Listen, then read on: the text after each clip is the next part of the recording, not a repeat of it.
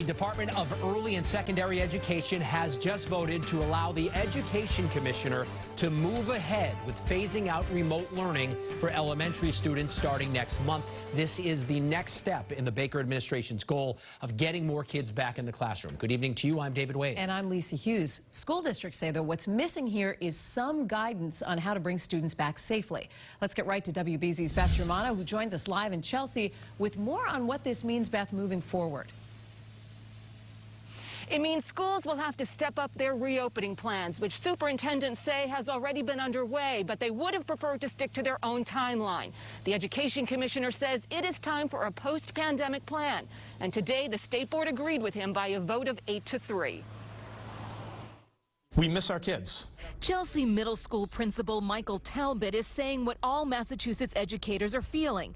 Here, they've been remote for nearly a year in a city one of the hardest hit by the pandemic. I am ready to have people back in the building.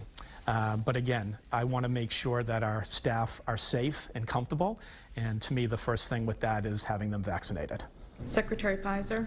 Yes. But at a hearing before the State Board, Education Commissioner Jeffrey Riley was granted authority for a phased-in approach to in-person learning sooner rather than later.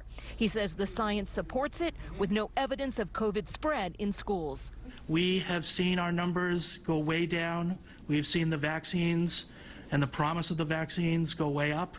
And we think now is the time to begin to move our children back into school more robustly. At least 80% of school districts have some form of in-person learning already. But testimony revealed how communities are split over a complete return to the classroom starting April 5th with elementary students. If it's time for baseball and basketball, then it's beyond time for students to be in school. We know what's best for our community, and Commissioner Riley does not. Chelsea's classrooms have been ready with distancing, air purifiers, and signage. But with the city only recently moving into the yellow zone, the superintendent says she'll seek a waiver to move the reopening here more slowly. It would be a little bit of a jump for us in Chelsea, but I'm also hopeful because I do believe we can do it. I just think it might take a little bit longer for us. School districts got the word last week about the push to fully reopen, which the Reading superintendent supports but would like his own timeline. We're being told that you now very quickly have to undo everything you did and get everyone back in full person.